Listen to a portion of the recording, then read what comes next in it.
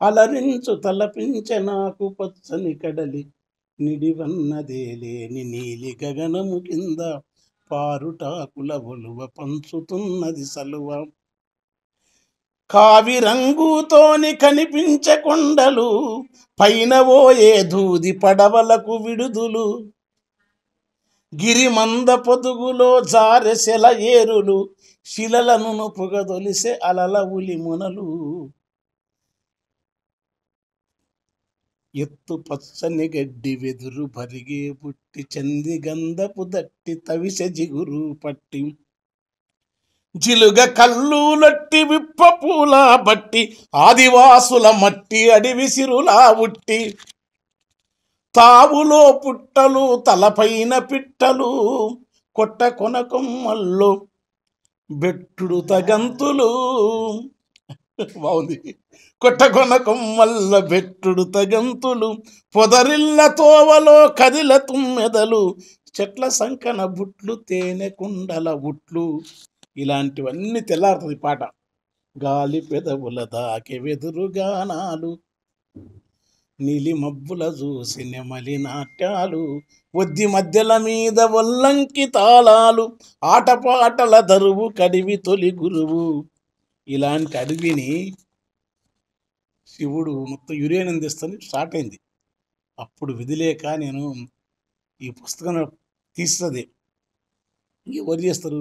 శివుడా ఇక నిన్నే నీవే కాపాడుకో, శివుడా నీ అడవి పుడమి పై నేలుకు. కేంద్ర ప్రభుత్వం తెచ్చిందనుకో ఎవరేం చేస్తారు? ఏం చేయలేం మనం. 100 కిలోమీటర్ దక్షిణ కాశీ కూడా పాల టెంకాయలా పారేటి కృష్ణమ్మ తేనె పెదవుల నూరి అలరించే అడివమ్మ జీవరాశులెల్ల బతికె నల్లా మల్ల తనువు జల్లెడ చేసి తవ్వి బొందెల పోసి కంటి కందని లోయలంటి వెడుతారంట శివుడా. తలనాడె నీ జడలు తలపించే ఊడలు మెడనాడె పాముల మెరుపించు దారులు పొద్దు నీలో కుంక పొడిసింది నెలవంక ఫలములిచ్చే పంట నెలవైన నీ ఇంట ఉరుముతున్నదంట యూరేనియం మంట, ఉరుముతున్నదంట యూరేనియం మంట. ఈ ఈ వ్యతిరేకంగా ఈ అడవి గాయంతో మొదలై అడవి దీన్ని కాపాడుకొని శివునికి విజ్ఞప్తి చేసి రాసిన పుస్తకం ఇది. దీనికి సార్ వాళ్ళంటే పెద్దలు వాత్సల్యంతో ఇచ్చినారు, అదంతా వేరు.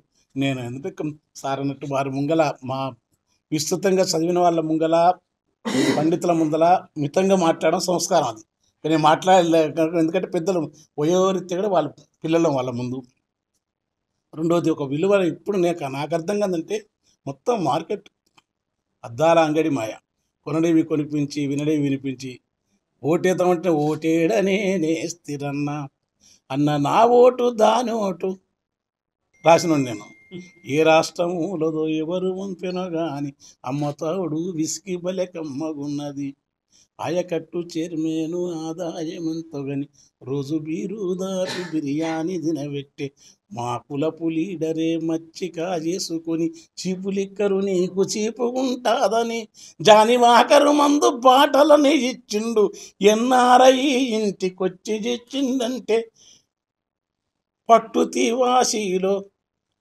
చీవాశీలో ముట్టుకుంటే మెతుక బాటలెంతందము బాటలైతే జానివాకరే ఉన్నది లోపలున్నదేమో ధూళిపేట మాలు తాగి వేసుకుంటే సోలు ఎక్కుతున్నది కిక్కు తాగి ఊగి నేను సోలిపోతా ఉంటే ఎతుకపోయిందైతే యాదికున్నది కానీ ఏడగుద్దిందో నాకెరుకలేకపాయే.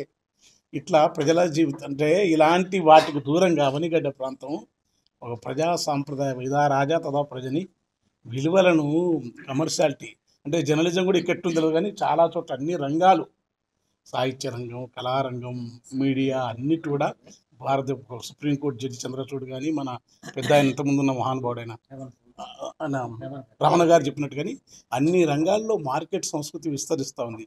ఇప్పుడు మేము ఎట్లంటే నేను కూడా అన్ని రంగాల్లో విలువలు లుప్తం అవుతున్నాయి. కానీ విలువలు లుప్తమైన కాలంలో వెలుగులాగా లిబర్టీ అని ప్రత్యామ్నాయం నాకు ఈ ప్రాంతం రావడం వల్ల నేను ఊరికనే రాను. నేను అంతా అబ్జర్వ్ చేస్తాను, తిరుగుతుంటా పిచ్చోళ్ళగా. ప్రజలను వేరే వేరే అడిగితే చెప్తున్నట్టే ఇప్పటికి కూడా ఈ పక్షపాతాలు, రాగద్వేషాలు, దౌర్జన్యాన్ని సహించకుండా తప్పులను కాకుండా ప్రజా రాజకీయాలు చేసే వాళ్ళు ఒకరు కనుక ఈ దగ్గర వచ్చినందుకు నాకు ఆనందం ఉంది. ఇక పాటలు, కవిత్వం అది మీరు జానపదం అంటే జానపదం కాదు, కానీ జానపద సాహిత్యం చదువుకున్నందుకు మాట్లాడతాను నేను.